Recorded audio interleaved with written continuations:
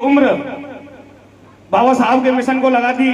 बाबा साहब द्वारा स्थापित हमारी मातृ धम्म संस्था दी बुद्धिस्ट सोसाइटी को समर्पित कर दी। The Buddhist society of India के राष्ट्रीय संगठक परम आदरणीय बाबूजी जय सिंह सुमन जी और उनके साथ ही अब पुलिस जैसी सेवा से पुलिस की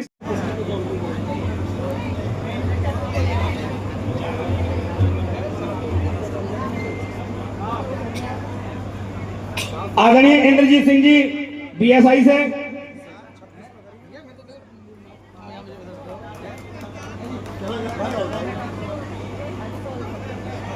यह सभी BSI the Buddhist society of India Baba Saheb doctor Ambedkar ji द्वारा स्थापित धम्म के क्षेत्र में अग्रणी संस्था है।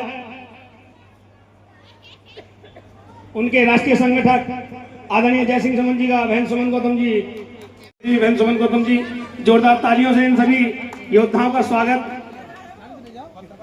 अरे वीडियो खराब हो जाएगी।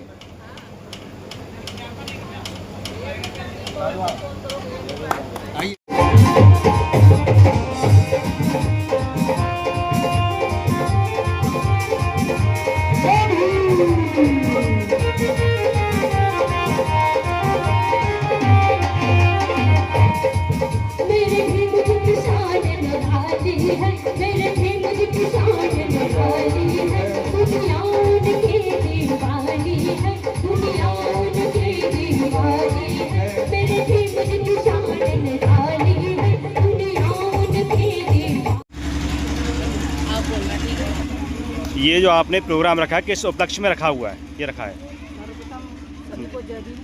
मैं सुमन गौतम, प्रदेश अध्यक्ष समता सैनिक दल, फाउंडर ब्रह्मा अम्बेडकर फाउंडेशन।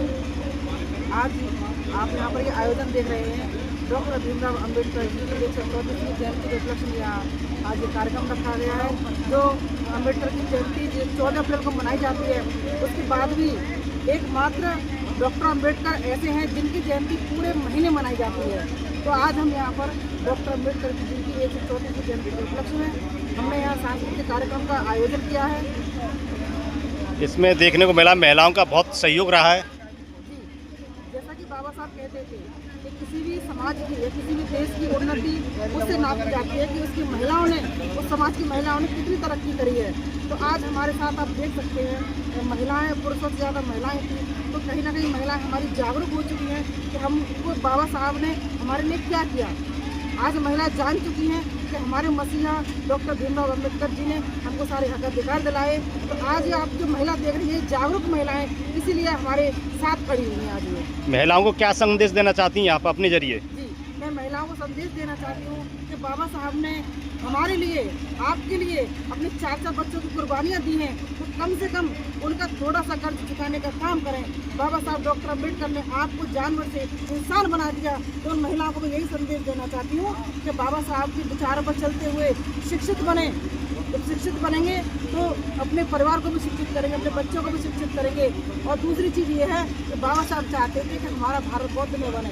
हमारी जो महिलाएं हैं, क्योंकि सबसे ज़्यादा हमारी महिलाओं पर ही अत्याचार होते हैं, तो कहीं ना कहीं हमारी महिला जागरूक होगी तो उन पर अत्याचार कम होंगे। तो बाबा साहब को पढ़ें, बाबा साहब को मूर्तियों में न ढूंढ करके बाबा साहब को किताबों में ढूंढे, क्योंकि बाबा साहब भी यही कहते थे कि मैं आपको मूर्तियों में नहीं मिलूंगा, मैं आपको किताबों में मिलूंगा। तो हमारे महापुरुषों को पढ़ने का काम करें और महिलाओं को इतनी आज़ादी बाबा साहब डॉक्टर भीमराव अम्बेडकर जी के संविधान ने दी है, तो उस आज़ादी का सही इस्तेमाल करते हुए आगे बढ़े और बाबा साहब के मिशन को आगे लेकर जाए। अभी एक राजवीर बौद्ध जी ने ये कहा था कि वो रामाबाई की प्रतिमा लगाने का काम किया रहा है, कहाँ लगा रही हैं आप?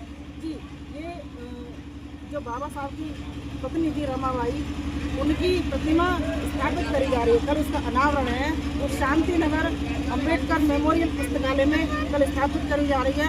उसका कल उद्घाटन है, अनावरण है।